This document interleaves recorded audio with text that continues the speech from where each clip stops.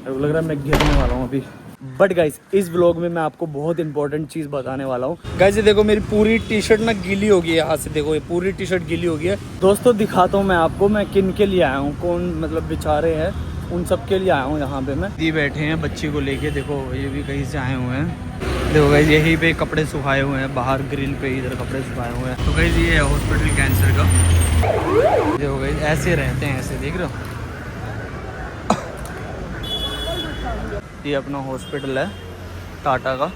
दिन में अपना सामान समेट देते हैं, रात को आके अपना लेट जाते हैं। देख रहे हो गाइस, देखो देखो बच्ची, ये सब ने अपने घर इधर बसा के रखे हुए हैं। बताओ मजबूरी है, क्या करे। देखो वो पूरा चूल्हा वूल्हा सामान लेके बैठी हैं दीदी यहाँ पे। देखो डब्बे वब्बे पानी भर के रखे हुए हैं।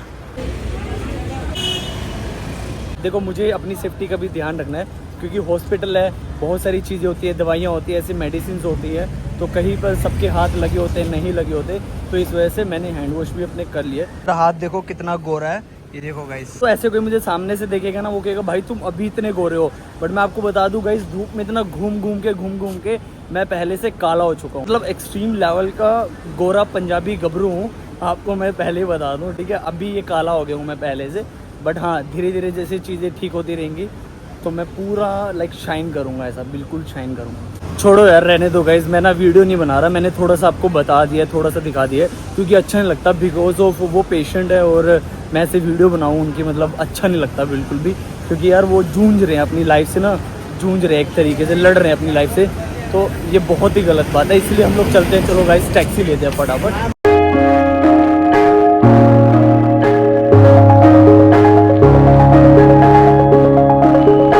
दादर स्टेशन आ गया हूँ और गाइज मेरी टांगे ना बहुत ज़्यादा दर्द कर रही है। यहाँ से चलते हैं, चलो ऊपर जाना है, यहाँ से बहुत ज़्यादा दर्द कर रही है क्योंकि आज मैंने लेग की एक्सरसाइज की है इस वजह से। तो यहाँ से हम लोग सीधा ऊपर चलते हैं। तो दोस्तों मैं तो ना भगवान को, तो दोस्तों अरे यार इधर ना एक वो आ रहे हैं, ब्लाइंड आ रहे हैं, ब्लाइंड भैया पूछूँ, छोड़ देता हूँ नीचे तक है ना, गिर ना जाए। आ जाओ भैया, आ जाओ नीचे जा रहा हूँ मैं, आ जाओ आ जाना आपको। ये कहाँ पे? इधर ही हड्डी के। अच्छा इधर ही, तो इधर तक छोड़ दूँ, नीचे तक चलेगा आराम से आराम से। हाँ ये ब्रिज के नीचे ही है ना, ठीक है। ये इधर इस तरफ स्टेशन है, हाँ लाइन है इस तरफ, ध्यान से, ठीक है ओके। ब्लाइंड थे ना इसलिए मैंने कहा चलो नीचे तक छोड़ देते हैं। तो गाइज मैं ना ऊपर वाले को यही बोलता हूँ हमेशा कि मेरे दुश्मन को भी हॉस्पिटल से दूर रखे, क्योंकि गाइज बहुत ही ज़्यादा दिक्कत होती है, बहुत ही परेशान होता है इंसान एक ना, सच में बहुत ज़्यादा। पे पहुंच चुके हैं, मैं यहाँ से टिकट नहीं लूँगा क्योंकि मैं रिटर्न की टिकट लेता हूँ। गाइज यहाँ स्टेशन पे सिर्फ इंसान ही नहीं जाते, हमारी गौ माता भी जाती है स्टेशन पे। देखो दीदी लेके जा रही है ऊपर सर पे वो रख के, और साथ में देखो गाय पकड़ी हुई है, ये देखो। ऐ दिल है मुश्किल जीना यहाँ, जरा बच के जरा हट के, ये है बम्बई मेरी जान।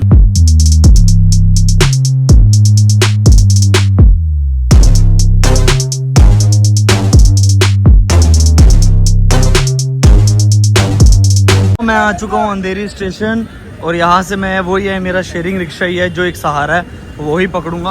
और गाइस धूप बहुत ज़्यादा तेज़ हो रखी है, मतलब ऐसी गर्मी हो रखी है जैसे वो नहीं होती उमस, नहीं होती उमस जैसी गर्मी हो रखी है, पूरी तपश, मतलब एक नंबर, मतलब ऐसा कि रोटी वोटी पक जाएगी, आराम से पक जाएगी। तो चलते हैं गाइस फटाफट घर पे चलते हैं, यहाँ से शेयरिंग लेंगे। भैया शेयरिंग बस हुआ।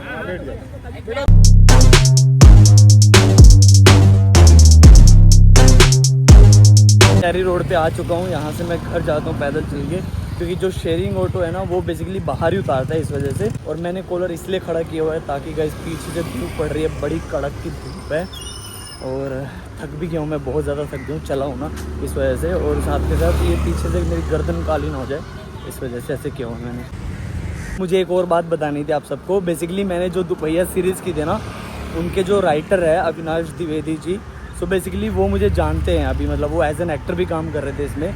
तो गाइज़ उनसे ना बात चल रही है मेरी ना मिलने की, अगर मिल लेंगे हम तो बहुत अच्छा हो जाएगा, क्योंकि उनकी जो वाइफ़ है वो संभावना सेठ मैम जो है वो उनकी वाइफ है। उन्होंने एक्चुअली मेरी एक वीडियो वायरल हुई थी इंस्टाग्राम पे, उन्होंने कमेंट भी किया था। शायद उनको नहीं पता कि मैंने उनके हस्बैंड के साथ मतलब काम किया हुआ है, तो मैं आपको दिखा देता हूँ फिर भी कौन है वो। देखो गाइस मैं इनकी बात कर रहा हूँ, अविनाश सर की, ये हैं। तो आई थिंक आप सबको पता ही होगा इनके बारे में, और पहले भी बहुत मूवीज़ में काम किया, सीरीज़ में काम किया। दुपहिया के जो राइटर थे वो यही थे, तो बहुत अच्छा रिलेशन है हमारा। तो अभी ना बहुत ज़्यादा बिजी चल रहे हैं मतलब सर, इस वजह से मैं थोड़ा मिल नहीं पा रहा। अभी वो बाहर भी गए हुए हैं, एक आई थिंक शादी वादी पे गए हुए हैं कहीं पे, तो अभी वो वापस आएंगे। तो लेट्स सी, हम लोग शायद प्लान बनाएंगे और मैं कोशिश करूँगा कि हम साथ में व्लॉग भी शूट कर पाए। व्लॉग में अरे यार पसीना आ रहा है पूरा आँखों में ना। तो दोस्तों इससे पहले जो व्लॉग्स आई थी उसमें मैंने आपको बताया था कि एक्टर्स की कैटेगरीज, उसके अलावा कि कितने पैसे मिलते हैं वो मैंने आपको बताया था। बट गाइस इस व्लॉग में मैं आपको बहुत इंपॉर्टेंट चीज़ बताने वाला हूँ कि एक्टर्स को पेमेंट कितने टाइम के बाद मिलती है। हाँ गाइस, ठंडी ठंडी हवा चल रही है, थोड़ी सी हवा ले लेता हूँ, फिर आगे तो धूप में निकलनी है मुझे। थोड़ी सी ठंडी सी हवा ले लेता हूँ, हवाएं रुक गई।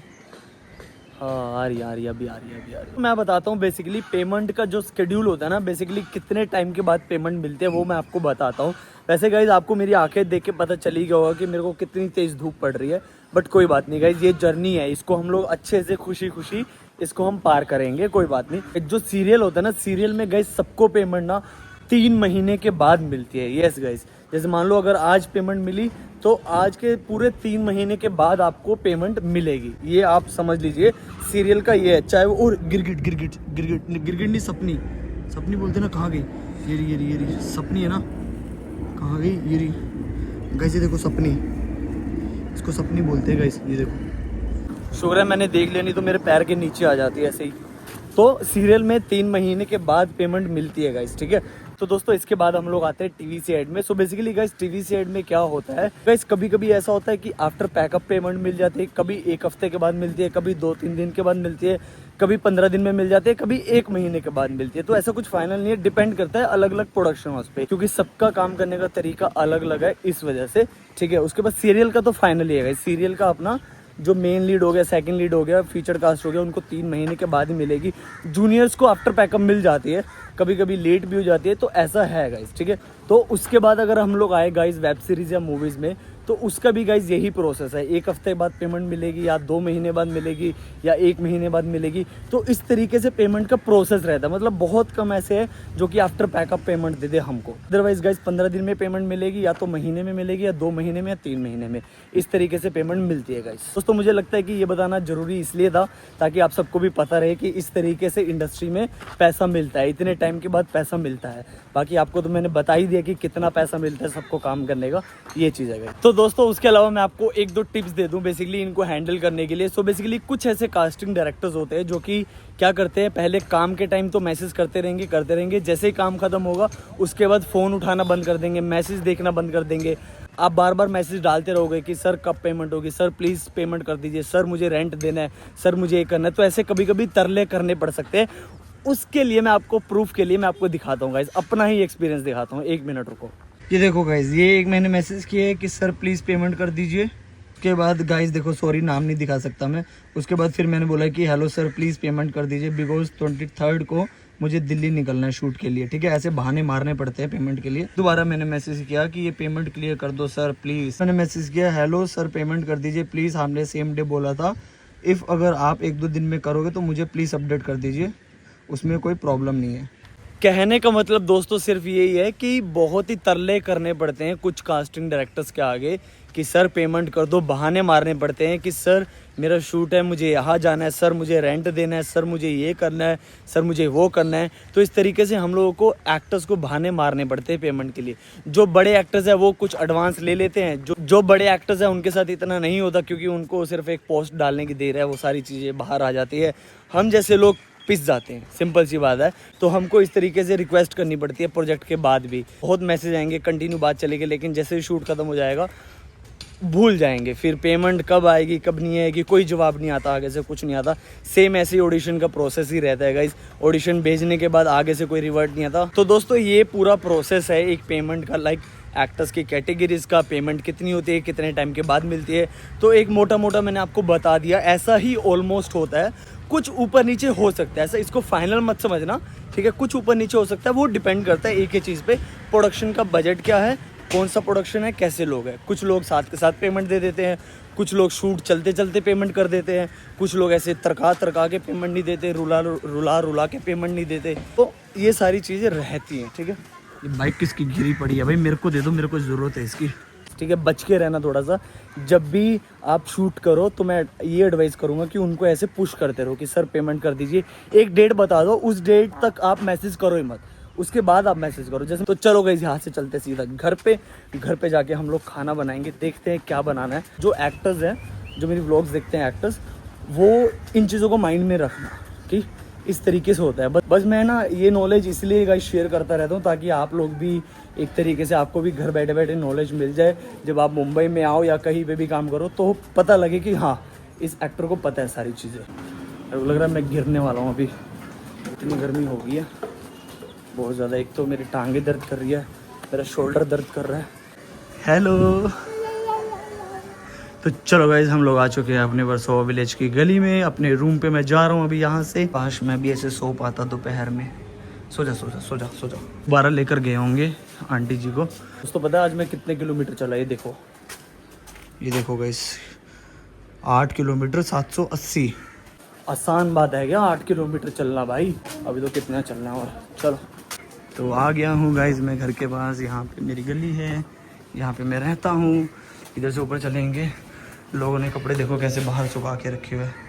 हाँ तो दोस्तों मैं उठ चुका हूँ। मैं बेसिकली सो गया था, 2-2.5 घंटे के लिए सो गया था क्योंकि बहुत ज़्यादा टायर्ड हो गया था। इस वजह से मैं लेटा था एडिट करने के लिए, बट जैसे ही एडिट करने लगा झोंप लिया, नींद आ गई मेरे को इस वजह से। तो गाइस अभी पानी आया, मैंने पानी भर लिया है, तो अभी पानी आ चुका है दोस्तों। और अभी पानी आता है, डेली पानी आता है, कोई दिक्कत नहीं हो रही। उस टाइम पे दिक्कत हो रही थी। और गाइस अभी ना बर्तन पड़े हुए हैं, मेरे को बर्तन धोने। ये देखो गाइस, ये दाल पड़ी थी बेसिकली, कल वाली जो दाल पड़ी थी वो मैंने लंच में खा ली, दीदी के फ्रिज में रख दी थी इस वजह से। तो गाइस ये बर्तन धोने, अभी ये बर्तन धोऊंगा, ठीक है दोस्तों। इस व्लॉग को मैं इधर ही खत्म कर रहा हूँ। And guys please like share and comment करके बताना कि क्या चीज अच्छी थी, क्या चीज बुरी थी, ताकि मैं उन चीजों को इम्प्रूव कर पाऊँ। तो ठीक है दोस्तों, मिलते हैं नेक्स्ट व्लॉग में। तब तक के लिए आप अपना ध्यान रखिए and thank you so much for watching. See you, bye. Guys मेरे बाल देखो कितने बड़े हो चुके हैं, मेरे बाल ये देखो। बाल कटवाने, मेरा हेयर स्टाइलिस्ट जैसे ही आएगा ना, मैं पहले सबसे पहले अपने बाल कटवाऊंगा। बहुत इरिटेट कर रहे हैं क्योंकि एक तो गर्मी इतनी, ऊपर से इतना झुंड, मधुमक्खी का झुंड बना हुआ ना मेरे सर पे, वो सब गायब करना है। तो चलो गाइस।